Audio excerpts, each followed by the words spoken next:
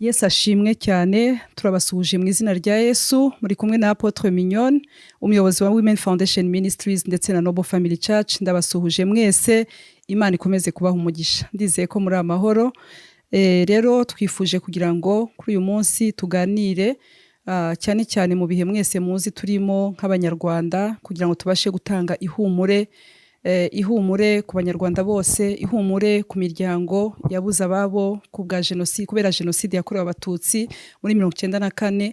Twagira ngo muri kano kanya tuganire ku ijambo ry'Imana kuko tuzi neza yuko ari ryo riduhumuriza mu byago no mu makuba yacu yose. Imana ikomeze kubaha umugisha ro hamwe natwe.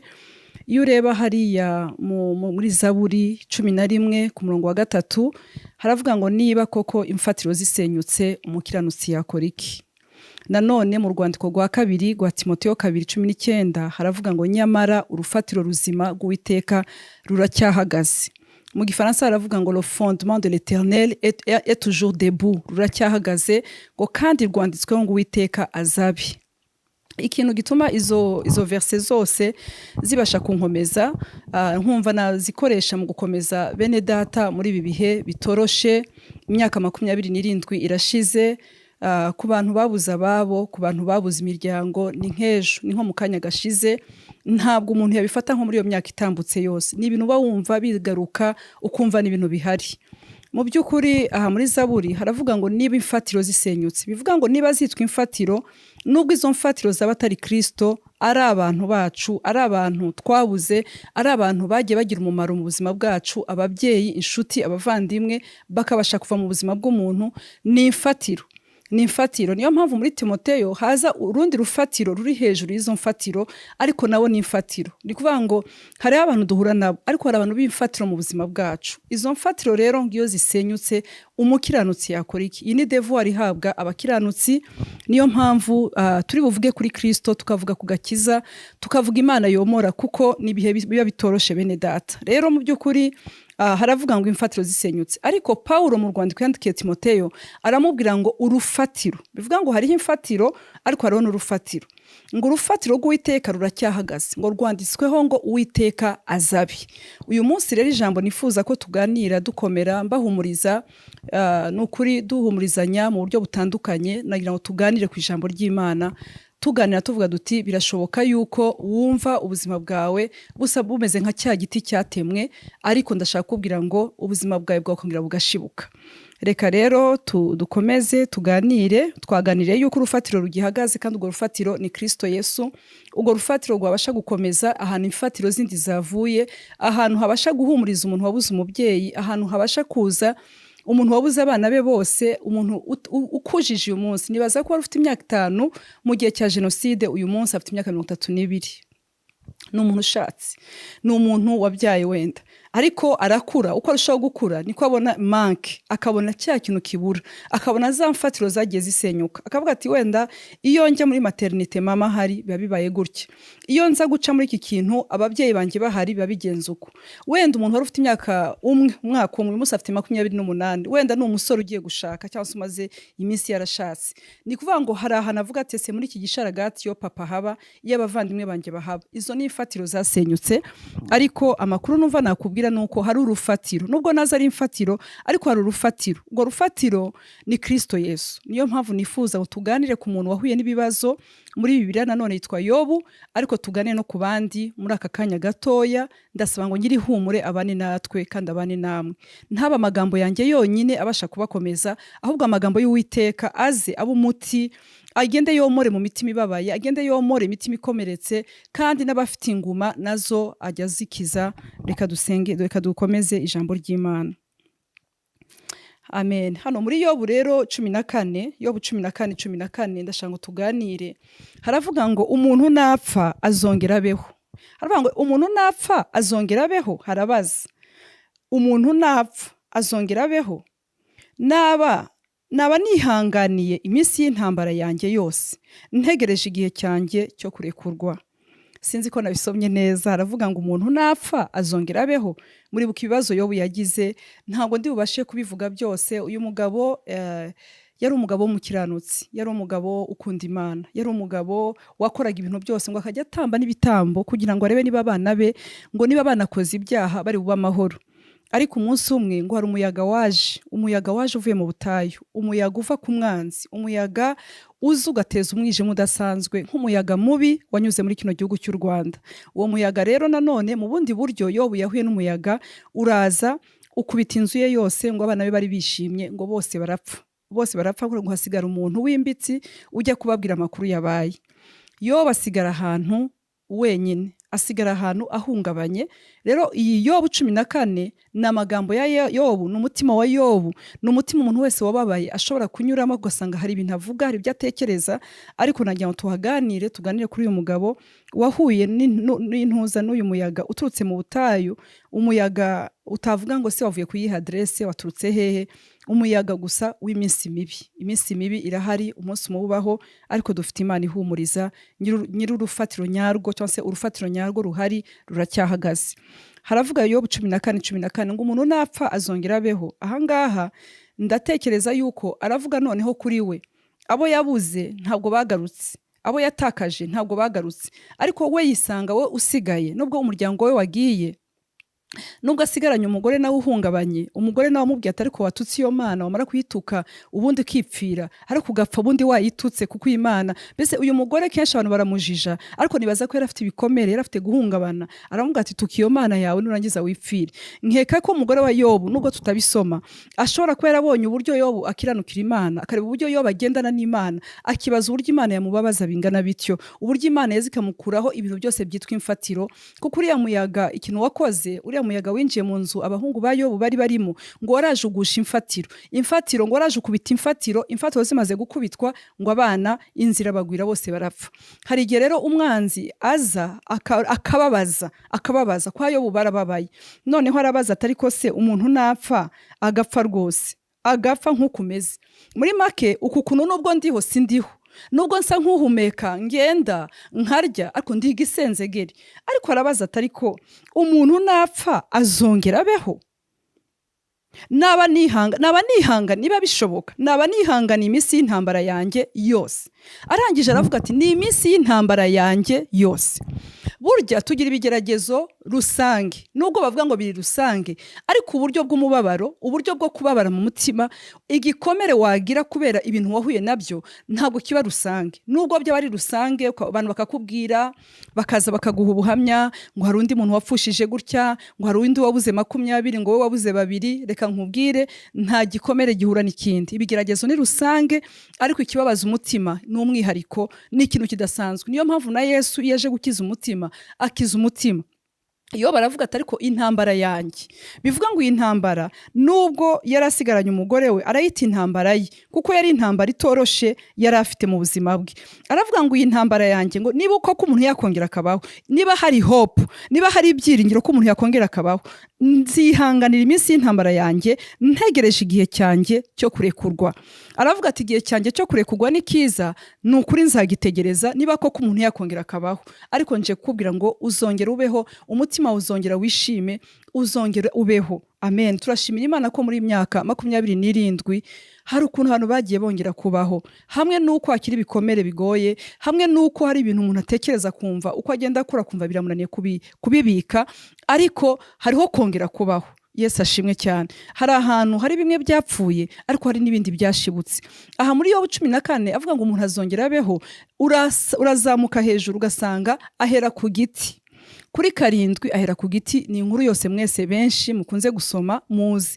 Aravuga terega hari ibyiringiro. Amen. Ngo igiti niyo cyatemwe, ngo kigatemwa abantu bose bakabona ko cyatemwe, ngo cyakongera kigashibuka. Aho kuri 7 ugiye hejuru, cyakongera kigashibuka. Arangije avuga ijambo rikomeye, ngo nubwo imizi yacyo yaba yaragiye, ngo igahera ikuzimu, igahera ahantu hasi ikuma, ikabura amazi. Ngo kandi ngo icyo giti rwose gukena, ngo imizi yacyo ikagenda indana ahantu ngo ikuma. Najya nkubwire ngo ibintu byakubayeho, hari igihe umwanzi aza agatwara amashami, agatwara ibintu byose, ariko ntamenye yuko utemwe ariko utaranduwe. Satani ntabwo abizi yuko nubwo watemwe utaranduwe, ntabwo warangiye burundu.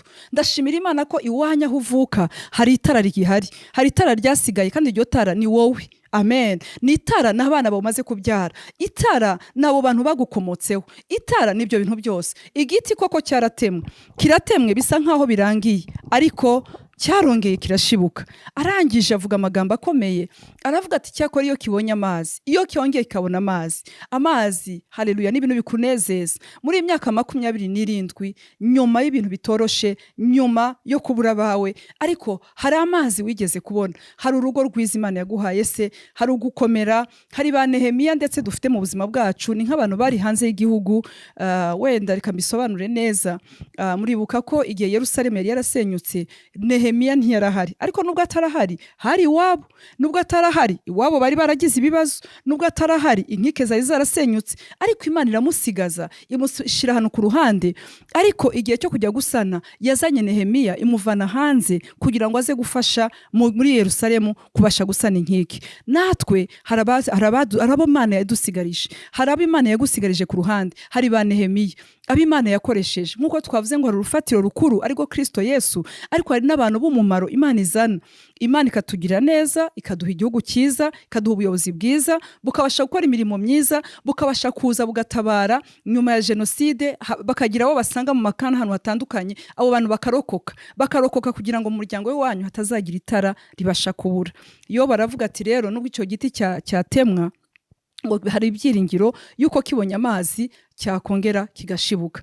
Ngo kubera iki? Gifite imizi, iyo mizi isa nk'iyumye, iyo mizi isa nkaho ngo iri ahantu hasi nta mazi ifite. Ariko nagira nkubwire ngo hari imizi igihari, nivuga ngo batemye igiti, ariko indani hari ahantu batashoboye kugera. Iyo mizi icyo yabuze amazi, ariko igihe yongeye ikabona amazi, ikabona ubuzima, irongera ikabaho. Nagira nkubwire ngo uracyafite imizi, inshuti yanjye, uracyafite imizi, niyo mpamvu ubyuka, uracyafite imizi, niyo mpamvu ujya ku kazi ugakora, uracyafite imizi, niyo mpamvu ufite ubuhamya. Hari imizi myinshi ihari. Satani ntabwo ajya agera mu mizi bakundwa, aragerageza agakukuraho abantu, akakubabaza, ndetse n'igihe wasigaye muri iyi si ugasigara ubabaye cyane, wibaza uti nasigariye iki? Yobu yageze ahantu kuri 13, Yobu 14:13, aravuga ati cyampa Mana ukampisha mu gituro, ati kugeza igihe uburakari bwawe buzashira, basi ubundi ukabumpishe mu gituro. Ntabwo yavuze ngo basi ugende umpisha ahandi hantu, ati numva ahantu heza wampisha nuko wampisha mu gituro. Uzi ko hari abantu muri 1994 bifuje ko nabo bajya mu gituro. Uzi ko hari abantu babonye ababo bashize, baravuga ngo Mana gusigara ni bibi, ahubwo iyo mpfa nkajyana nabo, iyo ngenda sinongere kubaho. Ariko wisanze uhari. Birashoboka ko hari ubuzima wanyuzemo wifuza kwihisha mu gituro, na Yobu yaravuze ati cyama nkihisha mu gituro. Atariko niba koko hari ibyiringiro yuko umuntu azongera akabaho, bikaba bihari, ati intambara yanjye nabanyihanganiye kuri 14 kugeza igihe cyo kurekurwa. Inshuti yanjye, kurekurwa ni prison umuntu abasohotsemo, prison y'umubabaro, agahinda. Nivuga ngo hari prison nzavamo niba koko hari ibyiringiro byuko umuntu yakongera akabaho. Rero kugira ngo umuntu abashe kongera kubaho, amen, nukubasha kwiringira Imana yagusigarije imizi. Iyi Mana yatumye imizi isigara, niyo wongera ukizera. Kubera ko impamvu akompara ubuzima bwe n'igiti, nuko natwe abavutse ubwa kabiri twizeye Kristo, kandi Kristo ngo ni igiti, natwe turi amashami. Igihe ducometse kuri we, bene data, umuririmbyi yaravuze ngo mwami, ngo kubaho ntagufite, ngo bintera ubwoba, ngo bikantera amaganya, ngo nkumva najya mu mva vuba. Kutagira Imana, kutayizera muri isi y'abazima, umuntu yajya mu mva vuba. Nukuri na Dawidi yavuze amagambo meza, aravuga ati mba nararabye iyo ntaza kwiringira Imana muri isi y'abazima. Iyi si y'abagenda, ukabona abantu bagenda, ukabona abantu bameze neza, ukabona abantu bafite imiryango yabo, ukabona abantu bajya gusura mu byari wabo, ukibaza ngo mwami, iyi si nari kwishobozwa niki mbasha kwicamo iyi si y'abazima? Ariko mba nararabye iyo ntaza kukwizera. Bivuga ngo kutizera Imana birarabya, kutizera Uwiteka muri iyi si igoye birarabya, ariko kuyizera bituvana muri prison yo kurekura imbabazi, bituvana muri prison yo kutarekura imbabazi, bituvana muri prison y'agahinda, prison yo kutababarira, prison yo gukomeza umuntu yumva afite bwa busharire. Ariko dufite Imana muvuzi wacu. Niyo mpamvu muri Yeremiya 8:22 haravuga ngo ese Galeyadi ngo nta muvuzi uhari? ngo nta muvuzi uri Galeyadi, mu nzu y'Imana hari umuvuzi bakundwa. Kristo niwe muvuzi nyawe, niwe the great physician. Hari abantu bagerageza, hari abakanselers baza bakatwumva, bakaduha ihumure, bakababarana natwe, ariko Yesu, haleluya, umuririmbyi yaramuvuze avuga ngo ni wowe inshuti nziza ngo izahorana natwe. Ni ukuri, iyo aje mu buzima bwacu aba umuvuzi nyawe. I Galeyadi hari umuti womora. Avuga ngo se niki gituma ngo umukobwa w'i Siyoni ajya i Galeyadi akavayo agakomeza ababaye, agakomeza yihebye. Rero Yesu Kristo aratubwira uyu munsi tuzamuke tujye i Galeyadi, tuzamuke tujye kumwumva. Adufitiye amakuru meza, adufitiye byinshi byabasha kudukiza. Niwe wenyine wabasha kumenya ikiri mu mutima w'umuntu. Mu Migani 14 ku murongo w'10, haleluya, haravuga ngo umutima wose, ngo each heart has its own bitterness, ngo buri mutima wose wiyiziho umubabaro wawo. Imigani 14 ku murongo w'10, ngo buri mutima wese, umutima wa Mignonne, umutima wawe, umutima w'undi muntu wese, umutima w'abantu bose bagiye bababara, ngo uwo mutima wiyiziho agahinda kawo. Bivuga ngo nta mushitsi ugira, umutima uribika. Ushobora kubana n'umugabo wawe mukaba muri kumwe maranye imyaka 10, ariko ibintu wahuye nabyo muri 94 mubana mukundana, ariko ntiyagukura muri iyo prison, ntiyakubasha kukunezeza nkuko Kristo yakunezeza. Ariko haravuga ngo buri mutima wose nguza umubabaro wawo. Munsi akavuga ngo n'umunezero wawo, ngo nta mushitsi, haleluya, ngo nta stranger, ngo nta munyamahanga wabasha kwinjira mu munezero wawo. Kugira ngo umuntu abashe kumenya ngo umunezero wawo w'imbere, ngo nabwo ntabwo yabasha kuwinjiramo. Bivuga ngo niba warababaye, abantu bakaba batashobora kumenya umubabaro wawe, kuko nta wabasha kurebesha amaso, ariko dufite Imana ibasha kubireba, ikabasha kureba uti uyu muntu yarababaye, uyu muntu yabaye nka cya giti cyari cyaratemwe, ariko ndareba imizi ikeneye amazi. Amazi rero umuntu akeneye, nubwo amazi ari amazi amwe, ariko amazi Mignonne akeneye, nubwo amazi yose ari amazi, ariko ni mu buryo butandukanye. Ariko Yesu njya mvuga ngo ni denominateur commun. Yesu hari ukuntu aza akamenya aho giye nabuze, akamenya n'undi icyo yabuze, kandi twese akatwuzuza. Yesu ntabwo ajya homba, twese aratunyura, akaza agakiza, akajya muri wa mutima wiyiziho umubabaro. Uzi kugira ngo ubufite abo mu vindi imwe mwasigaranye, ariko ntibamenye umubabaro wawe, ntibamenye ikintu kikubabaje kiri imbere, nubwo koko mu biganira, ariko hari ahandi hantu umwana w'umuntu adashobora kugera, ariko Yesu ahagere. Ngo ndetse n'umunezero wawo, haleluya, ngo nta wundi muntu wabasha kuwinjiramo. Bivuga ngo nubwo wababaye, hari n'umunezero Imana igiye kuguha abantu batazashobora kwinjiramo. Ni umunezero uhabwa n'Imana, ni umunezero w'iby'Imana igukoreye, ni umunezero muri imyaka, ubuhamya butambutse muri iki gihe. Imana ikomeze kubaho umugisha. Reka duse nkaho twongeye gusoma gato hano mu Baheburayo 2:18, haravuga ngo kuko ubwo yababajwe no kugeragezwa ubwe abasha no gutabara abageragezwa bose. Uwo ni Yesu. Ubwo yababajwe, yarababaye, no kugeragezwa ubwe abasha no gutabara abageragezwa bose. Harimo amagambo 3. Icyambere nuko Yesu yababajwe. Ntabwo yababaye gusa, ahubwo yarababajwe. Hari ahantu hariya muri Zakariya 13 ku murongo wa 6, ngo abantu bazaza ngo bakubaze, ngo bamubaze. Reka mpabasomere. Ngo abantu bazaza bamubaze ngo izo nkovu ufite mu biganza byawe, ngo wazitejwe niki? Ngo izo nkovu ufite wazitejwe niki? Ngo nanjye ngo nzabasubiza. Ngo nawe azabasubiza ati izi nkovu mfite mu biganza byanjye nazitejwe no mu nzu y'abakunzi. Ni inkovu natejwe no mu nzu y'abakunzi. Turavuga uburyo yababaye, ngo kandi ubwo yababaye abasha kugukiza, abasha no gutabara abageragezwa bose.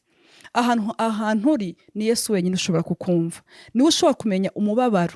Abantu bashobora kugerageza, bakagusura, bakakuba hafi, kandi ni byiza cyane kuko hari imbaraga za presence y'abantu mu buzima bwacu.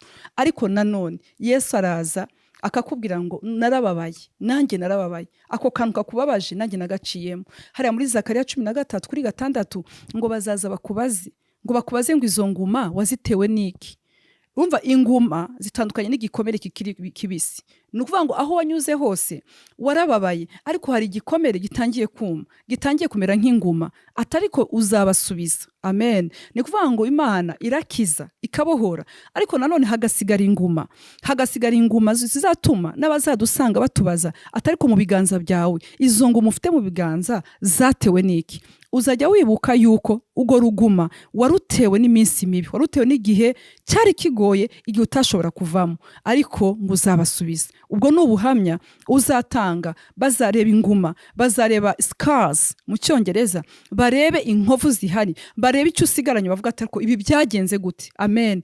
Hejuru yaho aho ngaho muri Zakariya haravuga ngo ni igihe umuhanuzi yumvaga atinye kuba umuhanuzi, kwitwa umuhanuzi mu bantu yumva biteye ubwoba. Hariho iminsi yatambutse umuntu akumva ntiyashobora kuvuga ubwoko atigeze agira mu ruhare. Bene data, umuntu wese yaremwe mu ishusho y'Imana. Umuntu wese yaremye mu ishusho y'Imana, ariko hari igihe abana bazize ibyo batazi, hari igihe imiryango yazize ibyo itazi, ariko ngo bazakubaza ngo byagenze gute. Uzababwira uti uzabasubiza, ngo nzabasubiza, ngo izi nkovu mfite nazikuye mu nzu y'umukunzi. Ese mu nzu y'umukunzi ni hehe? Kubona ahantu wahungiye uvuga uti ahangaha ngiye, noneho ahangaha niho nagiriye ku igaburo ryera, ahangaha niho nanezerewe, ahangaha niho najyaga njya mu nzu y'Imana, ariko naho ukahasanga hari amakuba nk'ayo, niho hatumye ubasha gutakaza abawe bose. Ugasanga uwo mwasangiye amata, uwo mwasangiye inka, uwo mwahanye inka, uwo mwaturanye, uwo mwari mufite urugo, abo mwiganye ku ntebe y'ishuri, ugasanga ibyo byose niko byagenze. Ariko dufite Imana ibasha komora, Imana ibasha gukiza. Ngo nzavuga ngo ni inkovu nakuye mu nzu y'umukunzi. Ariko nagira nkubwire ngo mu bakunzi benshi wagize, mu bantu baguhemukiye, mu bintu wahuye nabyo byagiye bikugiraho ingaruka, hari umukunzi mwiza. Haleluya. Umuririmbyi yaravuze ngo nabonye umukunzi mwiza. Amen. Uwo mukunzi ngo yambohesheje ingoyi. Haleluya.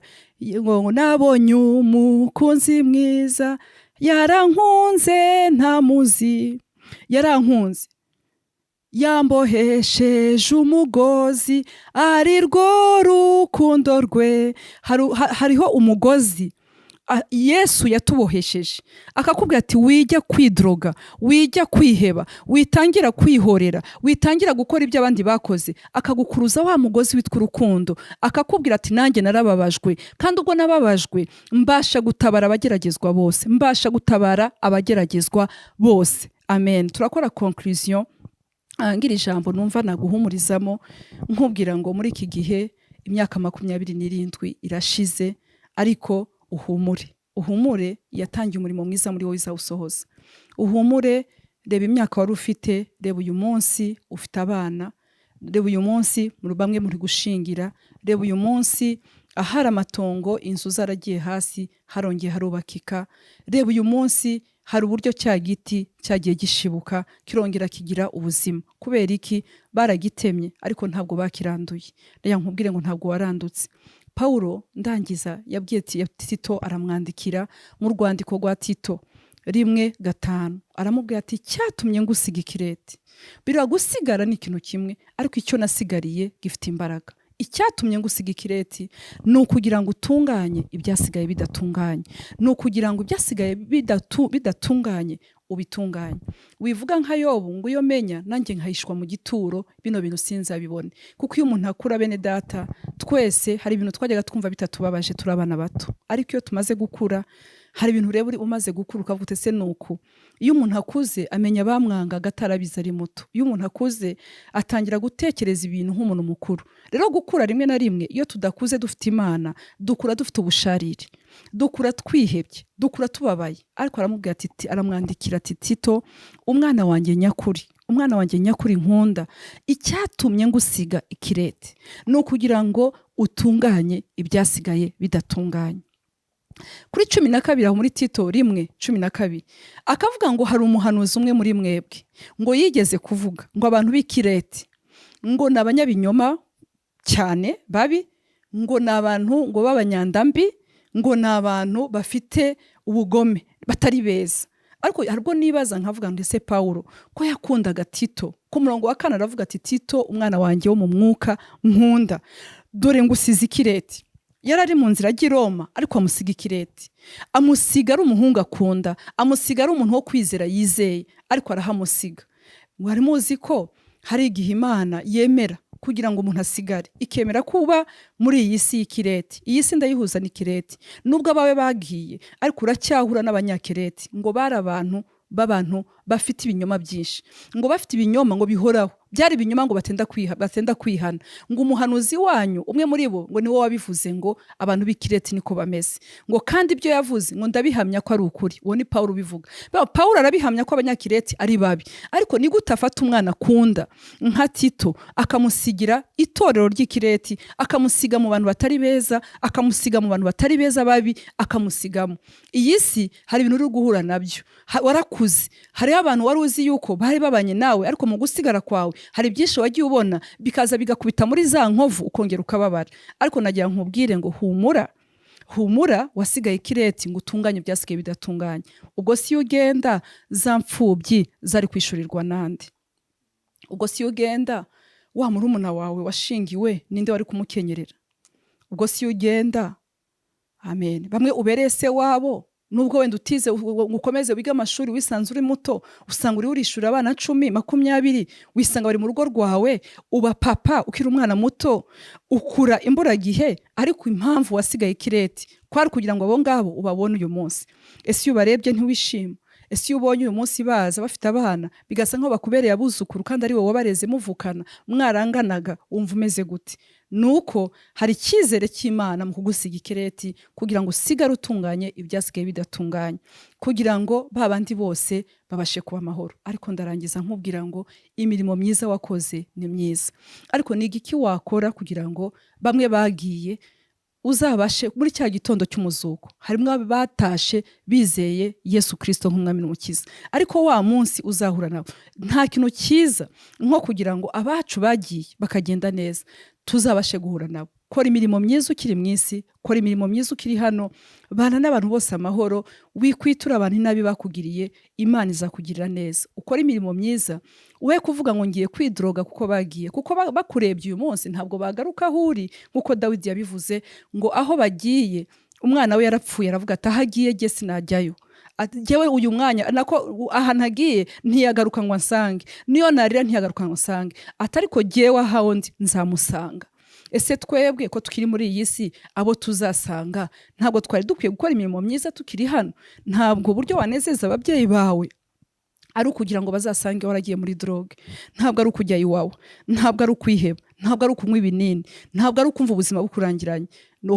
Oya, ahubwo no kugira ngo urwane intambara nziza yo kwizera, kugira ngo ubashe kunezeza Imana ariko rufatiro ruzima Kristo. Ariko nanone ujye uvuga uti na za mfatiro zasenyutse na bamwe badahari, nzi yuko ntashobora kuzakoza isoni umuryango wanjye. Ni wowe ambasaderi, ni wowe ubahagarariye. Hagarara neza, urwane intambara nziza kandi ukora imirimo myiza, kandi kirushijeho nukuri byose nkubwiye biravuga ngo ikoreze Uwiteka urugendo rwawe. Uru rugendo bene data Bibiliya ivuga ko tugomba kurwikoreza Imana. Impamvu turwikoreza Imana niki? Urugendo ruraremereye. Nigeze kugira iyerekwa mu buzima bwanjye, numvaga hari ikintu nari nikoreye, hanyuma icyo kintu nari nikoreye umuntu arakintura, amaze kukintura numva hantu hose nk'ijosi ryari ryaragiyemo usa nkaho ryahengamye. Uwiteka arambwira ngo Minyo, urabona ibintu nkoze, nuko urugendo rwawe rwose ugomba kurunyikoreza. Urwikoreye wapfa, urwikoreye washira, ariko bimpe ibyo bikugoye. Erega kudaha Imana ibitugoye ngo tuyirekure ibitugoye ni nko kugenda mu modoka ukabona lift, wamara kubona lift ukicaramo ugakomeza wikoreye umuzigo muri ya modoka, kandi wabonye ahantu wa muzigo wawutura. Kristo rero muri urugendo niwe dutura umutwaro, kandi nta kindi ni ukumwizera nk'umwami n'umukiza. Imana ibagire neza, Imana ibiteho, nyiramahoro, nyirabyose, ngo azamenagirura Satani musi birenge byanyu bidatinze. Imana irabakunda, Yesu arabakunda, kandi tumwemerere tumubwire ngo Mwami Yesu ngwino mu buzima bwanjye, uko uhindura ubuzima bwanjye. Ndakeneye ubugingo, nkeneye ko umutima wanjye muri iyi minsi, muri ibi bihe bigoye, muri ibi bihe bitoroshe, uhishwana n'uwawe mu Mana. Umutima wanjye uhishanwe n'ubugingo bwawe mu Mana, kandi birashoboka. Imana iguhe umugisha. Humura, Kristo niwe physician kandi arahari. Mu izina rya Yesu, amen.